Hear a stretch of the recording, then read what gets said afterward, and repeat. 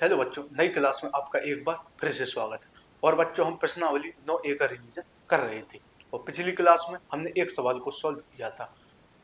तो यह जो प्रश्नावली है वो है ऊंचाई दूरी से संबंधित है। इसमें ऊंचाई और दूरी के सवाल दिए जाते हैं जो कि भाषा पर आधारित सवाल होते हैं और जिनको समझाने में बच्चों समय कुछ ज्यादा लगता है।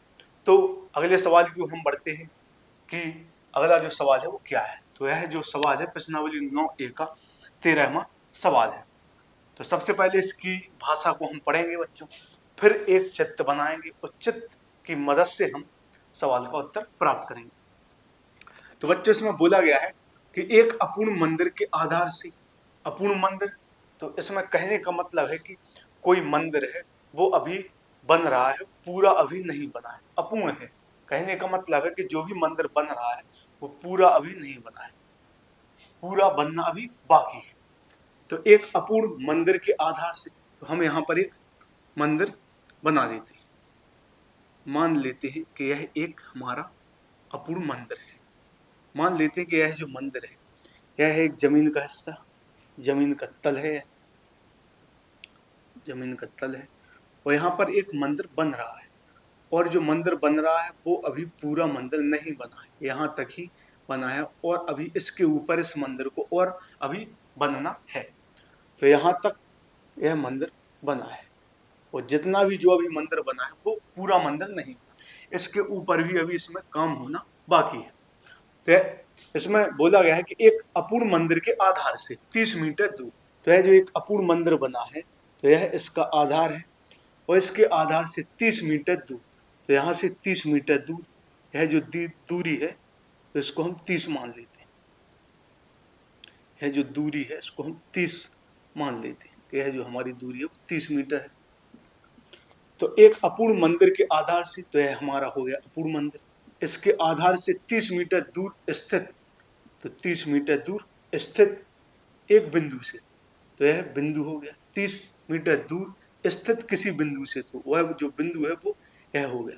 तो इसमें बोला गया है कि एक अपूर्ण मंदिर के आधार से, तो यह हमारा हो गया अपूर्ण मंदिर, इसके आधार से तो आधार यह होगा, इसके आधार से 30 मीटर दूर, तो 30 मीटर यह दूरी हो गई किसी बिंदु से, तो उस बिंदु को हम यहाँ पर मान लेते हैं। उसी स्थित किसी बिंदु से उसके शिखर का उन्नयन कोण, तो अभी यह जो मंदिर जितना बना है तो यह हिस्सा ही इसका शिखर माना जाए, क्योंकि इसके ऊपर अभी मंदिर बनना है। लेकिन अभी जो वर्तमान में स्थिति है मंदिर की वो यहीं तक है, तो यह जो ऊपर वाला हिस्सा होगा तो अभी वर्तमान में तो इसका यही शीर्ष माना जाएगा। यदि इसमें और आगे मंदिर को बनाया जाता है तो अब जितना ऊंचा यह बन जाएगा तो उसका जो शीर्ष है वो अगला जो है, जितना ऊपर यह मंदिर बनेगा वो इसका शीर्ष हो जाएगा। तो अभी तो यहाँ पर सिर्फ यह शीर्ष है, यदि हम इसको और ऊपर, मंदिर को और ऊपर ले जाए बनाते हुए यहाँ तक यदि बनाए तो अब हमारे मंदिर का शीर्ष यह हो जाएगा। लेकिन कब, जब मंदिर और बन जाए। लेकिन अभी जो मंदिर का शीर्ष है वो यही माना जाएगा। तो बिंदु से उसके शिखर का जो उन्नयन कोण है वो 30 डिग्री है, तो यहाँ से जो इसके शिखर का जो कोण है वो 30 डिग्री है। तो यह तो हो गया 30 डिग्री कोण।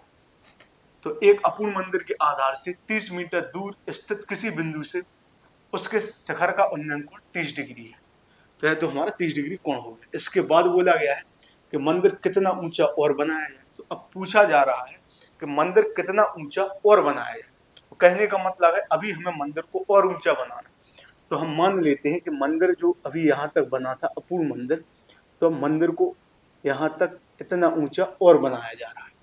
तो मंदिर कितना ऊंचा और बनाया जाए कि उसी बिंदु पर उन्नयन कोण 45 डिग्री हो जाए। यहाँ से अभी यह जो कोण बना था वो 30 डिग्री था, यह जो कोण था वो 30 डिग्री था। अब इसमें पूछा गया है कि मंदिर कितना ऊंचा और बनाया जाए। तो मंदिर हमने मान लिया कि इतना ऊंचा अभी हमें और बनाना है। कि मंदिर कितना ऊंचा और बनाया जाए कि उसी बिंदु पर जो उन्नयन कोण है 45 डिग्री हो जाए। यानी कि यहाँ से अभी यह कोण 30 डिग्री था, अब यहाँ से फिर मंदिर जो ऊंचा बनाया गया है, अब जो मंदिर का शीश बन रहा है उस पर यह कोण 45 डिग्री हो जाए। तो यह जो पूरा कोण है वो हमारा 45 डिग्री माना जाए। तो इसमें बोला गया था कि अपूर्ण मंदिर के आधार से, तो सबसे पहले तो हमने अपूर्ण मंदिर माना था, उसके आधार से 30 मीटर दूर यह बिंदु माना था। इससे मंदिर के जो शिखर का कोण है वो 30 डिग्री है। अभी जो मंदिर यहाँ तक था वो अधूरा था, लेकिन यही मंदिर का शिखर माना गया। इसके बाद बोला गया कि मंदिर कितना ऊंचा और बनाया जाए, तो हमने मान लिया कि यहाँ से अब इतना मंदिर और ऊंचा बनाया कि इसी बिंदु से यह जो कोण है यहाँ का वो 45 डिग्री हो जाए। पहले इसी बिंदु से यह कोण 30 डिग्री था, अब इसी बिंदु से यह जो कोण होगा वो 45 डिग्री माना जाएगा। अब इसको हम h मान लेते हैं, इतनी ऊंचाई को h, और इतनी जो ऊंचाई है इसको हम x मान लेते हैं। इसको h मीटर मान लेते हैं और इसको x मीटर मान लेते हैं। अब इसको मानेंगे a, इसको b मान लेते हैं। यहाँ पर इस बिंदु को c और जो ऊपर वाला बिंदु है इसको हम d मान लेते हैं। तो यह तो सबसे पहले हमारा बन गया चित्र। अब हमें इस चित्र की मदद से जो सवाल है उसका उत्तर प्राप्त करना है। इसमें पूछा क्या गया है, तो इसमें पूछा गया है कि मंदिर कितना ऊंचा और बनाया जाए। तो मंदिर, अभी तो मंदिर यहाँ से लेकर यहाँ तक बना था जो कि अपूर्ण मंदिर था, लेकिन इसमें जो पूछा गया है वो पूछा गया है कि मंदिर कितना ऊंचा और बना है। तो मंदिर यहाँ तक तो बना ही था, अब पूछा गया है कितना ऊंचा और बना है। तो हमने जो मंदिर है वो यहाँ से लेकर यहाँ तक और बना दिया कि मंदिर कितना ऊंचा और बनाया है। तो मंदिर यहाँ से लेकर यहाँ तक और ऊंचा बना दिया। तो हमें जो h है, जो इतनी ऊंचाई मानी वो h मानी, तो हमें जो उत्तर देना है वो इस h का देना है कि मंदिर अब कितना ऊंचा और बनाया गया। तो यह तो हमारा चित्र हो गया। अब इस चित्र की मदद से हम h का मान प्राप्त करेंगे, लेकिन हमें तो मान x और h दोनों के ही यहाँ पर ज्ञात करने हैं, लेकिन जो उत्तर प्राप्त करना है वो h का मान, लेकिन जरूरत तो हमें x की भी पड़ेगी। अब सबसे पहले जो हम त्रिभुज लेंगे वो लेंगे त्रिभुज ABC में। सबसे पहले जो हम त्रिभुज लेंगे वो त्रिभुज ABC को लेकर चलेंगे। तो यहाँ पर हम लिखेंगे कि त्रिभुज ABC में, तो हमारा जो त्रिभुज ABC है वो हो जाएगा, यह A है BC, यह जो हमारा त्रिभुज है वो ABC त्रिभुज है। एक भुजा यह हो गई, यह हमारी आधार भुजा मानी जाएगी, यह लंब और यह कर्ण। तो यह हमारा त्रिभुज ABC हो गया, क्योंकि समकोण त्रिभुज माना गया। तो इसमें हमें लंब भी दिया गया है, क्योंकि यह जो लंब है वो x मीटर है और जो आधार है वो 30 मीटर। तो यहाँ पर हम लिखेंगे त्रिभुज ABC में, और जो कोण है यहाँ पर वो 30 डिग्री है। यहाँ पर लिखेंगे त्रिभुज ABC में, तो tan 30 डिग्री बराबर। अब हम tan ही क्यों ले रहे हैं, क्योंकि हमें इस त्रिभुज ABC में लंब का मान भी दिया गया है और आधार। लंब हमने माना x और आधार दिया ही गया था 30 मीटर, तो tan 30 बराबर हो जाएगा लंब बटे आधार। तो इसमें लंब जो है वो x दिया गया है और जो आधार है वो 30 दिया गया है। अब tan 30 डिग्री का जो मान होता है बच्चों वो होता है 1/√3 और बराबर हो जाएगा x बटे 30। तो जो tan 30 डिग्री का मान होता है बच्चों वो होता है 1/√3 और बराबर x बटे 30। अब यहाँ पर हम गुणा करेंगे, तो √3 का गुणा x में करेंगे, √3 का गुणा x में करेंगे और 30 का गुणा 1 में करेंगे, यहाँ पर 30 आ जाए। और जब x बराबर निकालेंगे तो x बराबर जो आएगा वो 30/√3 आ जाए। तो जो x का मान है वो यहाँ से 30/√3 निकल कर आया, तो यह मीटर में हो जाएगा। लेकिन हमें जो उत्तर प्राप्त करना है वो h का मान बताना है कि जो मंदिर है वो कितना ऊंचा और बनाया जाए। कितना ऊंचा और बनाया जाए, वह जो ऊंचाई है वो हमने h माना। तो हमें जो उत्तर देना है वो h का उत्तर देना है, लेकिन x की जरूरत हमें पड़ेगी। तो यहाँ पर हम x का मान लिख देते हैं कि x का जो मान है वो 30/√3 मीटर आया। अब आगे सवाल को हल करेंगे। तो अब हम लेंगे त्रिभुज ABD, इस बड़े वाले त्रिभुज को हम लेकर चलेंगे, त्रिभुज ABD, जिसमें जो लंब हो जाएगा वो हो जाएगा हमारा एच प्लस एक्स, क्योंकि बी से लेकर डी तक जो होगा इस त्रिभुज का वो लंब होगा, तो बी डी जब निकालेंगे तो एच प्लस एक्स हो जाएगा, और जो आधार होगा वो हमारा 30 ही रहेगा, और जो कोण होगा वो हमारा 45 डिग्री होगा।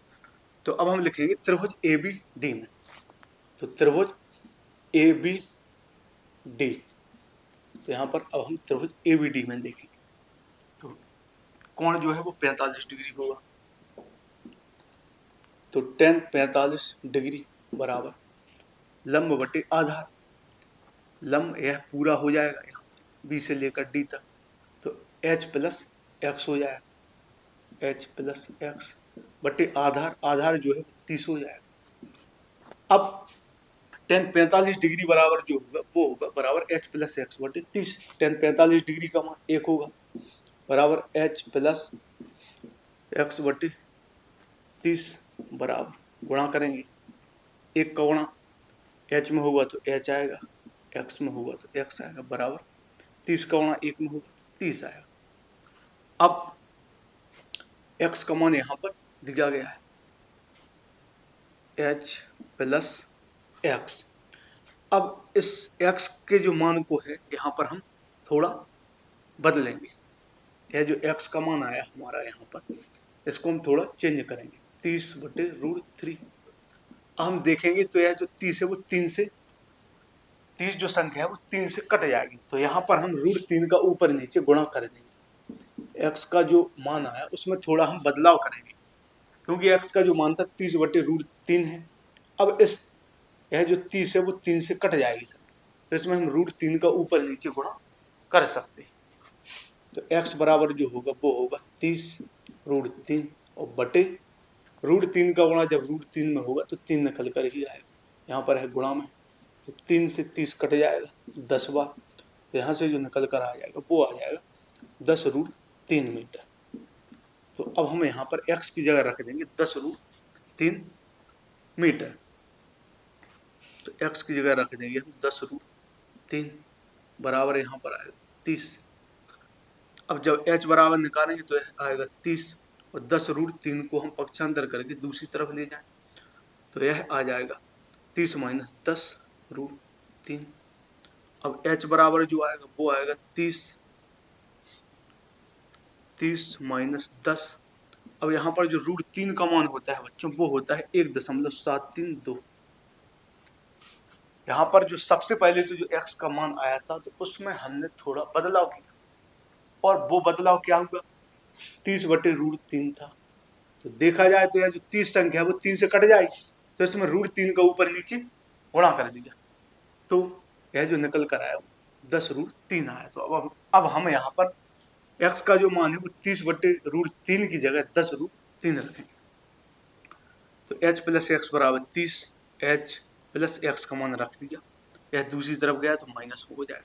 अब जो x का मान है वो यहाँ पर रख दिया 10√3, अब यहाँ पर √3 का मान रख दिया 1.732, तो अब जो h बराबर निकल कर आएगा बच्चों, अब जो h बराबर निकल कर आएगा वो आएगा 30 माइनस, अब 10 का गुणा हम 1.732 में करेंगे तो यह निकल कर आएगा 17.32, तो यहाँ से जो h का मान निकल कर आया बराबर 30 माइनस 17.32।